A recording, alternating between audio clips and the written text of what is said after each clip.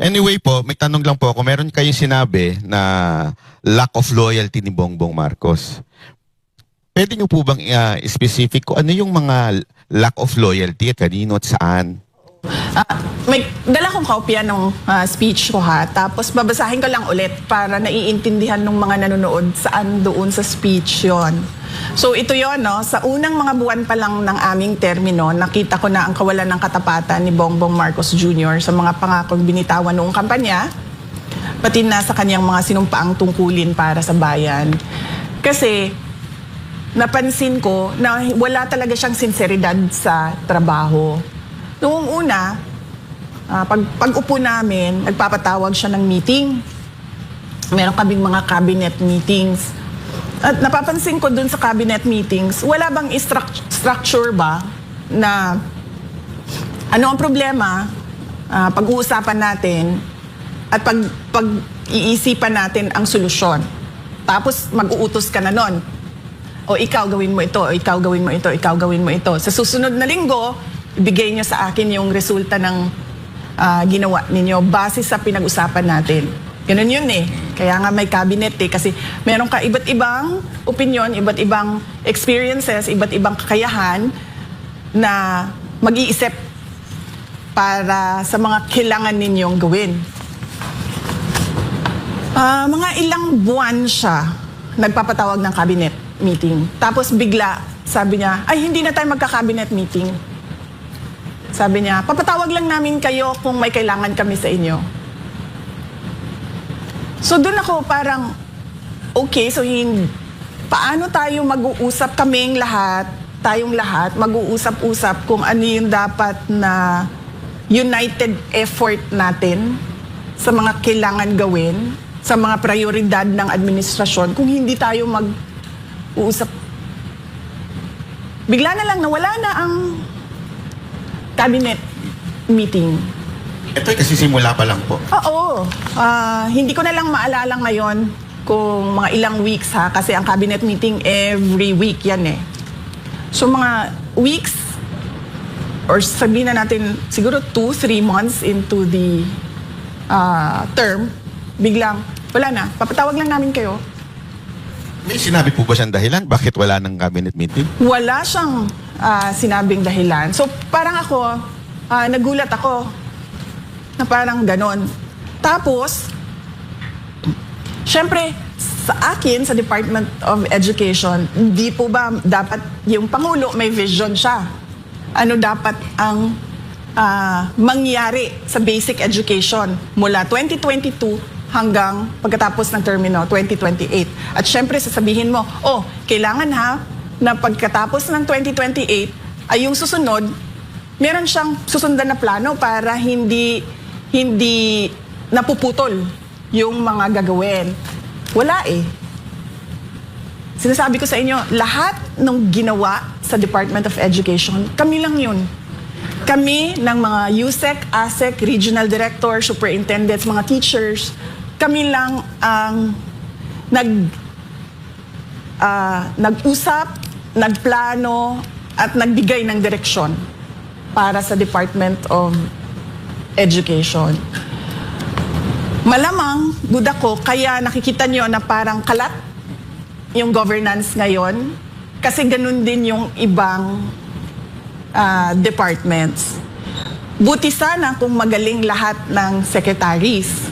Alam niya kaagad na, okay, sige, kailangan natin ng vision, kailangan natin ng plano, kailangan natin ng implementation. Paano pag hindi? Diba? Tapos walang utos. Walang nag-uutos sa'yo na presidente. At walang nagbabantay sa iyo na presidente. So yun yung na-disappoint ako ba? Na kasi akala ko, mabilis, tuloy-tuloy yung trabaho. Tapos sasabihin mo sa mga tao, ito nagawa na natin, ito gagawin natin sunod. Mga ganon. Walang ganon na nangyari. Nagmi-meeting kami, example, nagmi-meeting kami for DOTR, infrastructure, sa mga iba't ibang big ticket projects ng DOTR. Napakahalaga nun. Kasi yung public transport natin, di ba? Sobrang one of the worst siguro in the world. Tapos, merong mga nasimulan na, nagtataka ako, bakit hindi nila pinapansin? Nasimulan na nung nakaraang administrasyon So, ang gagawin mo na lang, tutuloy mo na lang yun, pupondahan mo yung mga kailangan pondohan. Tapos, magbebenepisyo na yung mga tao nun. Wala, hindi pinansin, hindi tinuloy. So, ako, nag-ano na talaga ako, na parang tipong, naramdaman ko, the moment na naging presidente siya, yun na yun. Parang, that's it. Naging pangulo na ako. At tapos na yung mission ko sa buhay. Yun yung napansin ko sa nangyari noong ako ay nasa gabinete. Pero wala po kayang inner circle na kinakausap siya kaya nagkakagano ng pamahalaan? Hindi kasi ako nakikipagbarkada sa kanila kasi sa akin trabaho lang yung ginagawa ko. So ibig sabihin kapag binigay sa akin yung Department of Education, yung tututukan ko yung trabaho ko sa Department of Education. Tapos ako, dahil, syempre di ba tumakbo kami in tandem. So parang ako, doon sa Department of Education, kailangan meron kaming mga accomplishments. Kasi unity kaming tumakbo So kailangan pagkatapos ng termino niya, merong accomplishments yung DepEd. So ganun yung mindset ko noon. So, nung mga napapansin mo, VP, na parang teka, hindi na nagpapatawag ng cabinet meeting, tapos walang directions na binibigay sa inyo, kayo lang yung sarili nyong effort, yung ginagawa ninyo bawat ahensya ng gobyerno. Dumating ba sa punto na kinall out mo siya, o personal, tinawagan mo siya? Ano yung mga ginawa mong way para ma-communicate sa kanya yung nakikita mong mali? Hindi ko siya sinabihan kung ano ang dapat gawin. Kasi kapag nagpresenta ka bilang kandidato ng pagkapangulo, di ba dapat alam mo na yung gagawin mo? Kasi nagsabi ka sa mga tao piliin niyo ako para maging pangulo. So ibig sabihin, alam mo na yung gagawin. Tsaka pangalawa, paniwala ko, hindi siya makikinig sa akin. Kasi vice president ako presidente siya Diba? O yan din, sige, puntahan natin sa gender. Babae ako lalaki siya So, paniwala ko that time, hindi ito makikinig. So, ang ginawa ko, tinutukan ko lang talaga yung Department of Education. Masasabi ko na, hindi din siya tapat doon sa kanyang sinumpaang tungkulin. Kasi tulad nito, call out ito. Pero from the point of view ng Department of Education, sinabi namin sa kanya, in a meeting, recorded meeting, nandyan yan sa records nila, kung nagtatago sila ng records ng meeting ng cabinet. Sinabi namin sa kanya, hindi natin matatapos ang classroom shortage kung nakikialam ang mga congressman.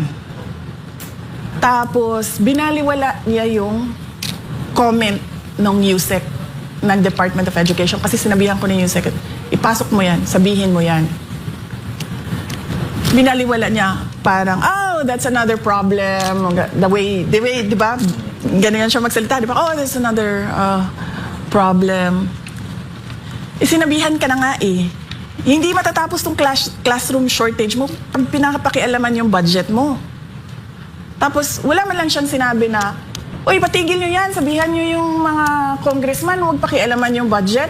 Kasi may kailangan tayong gawin. Meron akong kailangan na ipakita sa mga tao sa classroom shortage ng bansa. Wala. He brushed it off, brushed it aside, and then moved on to whatever he wanted to say at the time.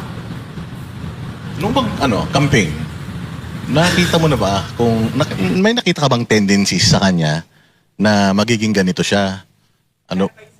You know? Sige. Sige. Nakwento ko na ito, pero kakwento ko ulit sa inyo. Kasi tinanong ulit Merong isang governor. Ayaw na ayaw niya si BBM. Tapos, dinadala ko yung isang, parang kaibigan niya ba, kadikit niya, sabi ko doon sa kaibigan niya, tulungan mo naman ako, ikumbinsihin itong governor na ito na mag-uniteam na. Kasi nagrosa yung governor Bredo Sara. Tapos, ayaw talaga ng governor. Tinanong ko siya, sabi ko, bakit? Sabi niya, ayaw ko na sabihin. Sabi niya, hindi naman na mahalaga yan eh. Sabi niya, basta, ayaw ko lang mag-Marcos. So, akala ko naman dahil sa mga nangyari noong martial law, mga ganon. Akala ko ganon. Tapos, tinulak ko siya ng tinulak, pinilit ko ng pinilit. Hanggang nagsabi na siya, hindi maganda ang karanasan ko sa kanya nung siya ay senator. Dahil may humingi ng tulong sa kanya, hindi niya tinulungan, pinadala pa nila sa akin yung sulat ng humihingi ng tulong. So yun yung sinabi nung governor. Siyempre ako, wala naman ako experience sa kanya eh. So sabi ko siguro isolated incident. Noong kampanya, napapansin ko, di ba nakikita niyo sa footage, magbibigay yung mga tao niyan eh. Sobre request letter, hingi ng tulong. Hindi niya yan tinatanggap. Hindi niya yan, di ba, kakamay, dadaan yung convoy, kakamay. Gaganayan na niya yan. Tapos merong isang beses, di ko alam, baka siguro ginanon na talaga yung kamay niya at ginanon yung papel. So nahawa, magkatabi kami eh. Nahawakan niya yung papel. Tapos hindi niya alam siguro ko itatapon niya o kinuha ko. Tapos binasa ko. Napakasimple nung pakiusap nung tao. Sabi niya, konting tulong lang sa dagdag kapital. Ako ay isang vendor. Napakaliit na bagay. Hindi niya binasa. Sabi, hindi niya man lang inattempt alamin kung ano yung kailangan ng tao. So sabi ko sa kanya, oh, ako na nito. Sabi ko, huwag mo na isipin to, ako na. Tapos sabi niya, oh, ikaw na ha, ikaw na bahala dyan. Sabi ko, oh, ako na. So yun, meron akong experience na ganyan sa kanya. Ma'am, kung alam mo na early on na may problema, bakit it took you a lot of years pa bago nagsalita, ilabas yung saloobin niyo sa kanya? Naglabas na ako ng saloobin ko nung nag-resign ako. Yun na talaga yung pinaka, kumbaga, first form of formal protest ko sa Pangulo. Sinabi ko doon, 3 yung dahilan. Unang-una, personal, dahil meron siyang pangako sa akin na hindi niya tinupad.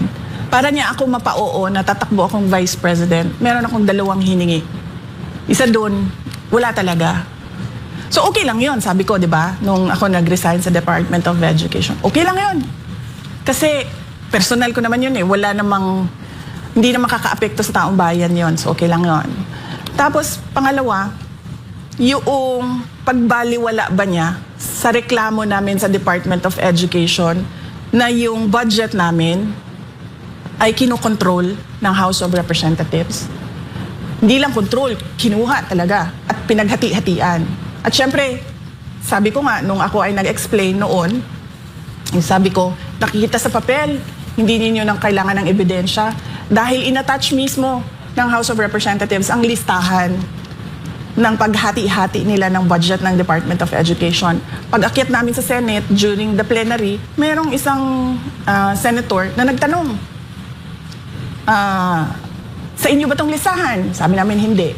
So, parang nabuhayan kami doon na parang baka sa BICAM ay maayos yung budget namin, pero wala pa rin. Kaya doon ko nasabi, sabi ko, 2 tao lang naman ang humahawak ng budget sa Pilipinas. Si Martin Romualdez at si Zaldico.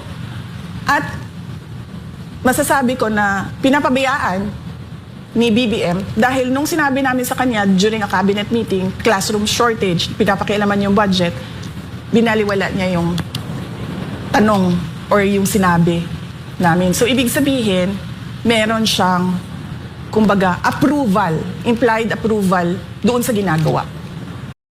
Kami ang boses ng masa, hindi natatakot. Katotohanan lang, di kami nalulunod. Walang bahid ng sismis, lahat ay totoo. Kahit sino ka pa, pag mali ka babanatan ka. Walang pinipili kulay, wala kaming kinikilingan. Basta para sa bayan, kami lalaban. Pag tama palakpakan, pag mali banatan. Di matitinag, di matatakot, para sa bayan tuloy ang sigaw. Sa harap ng kamera, walang halong takot. Mga baluktot, lahat kayo'y tutumba. Ang hustisya at totoo, yun lang ang mahalaga. Kahit sinong harang, di kami matitinag. Walang pinipili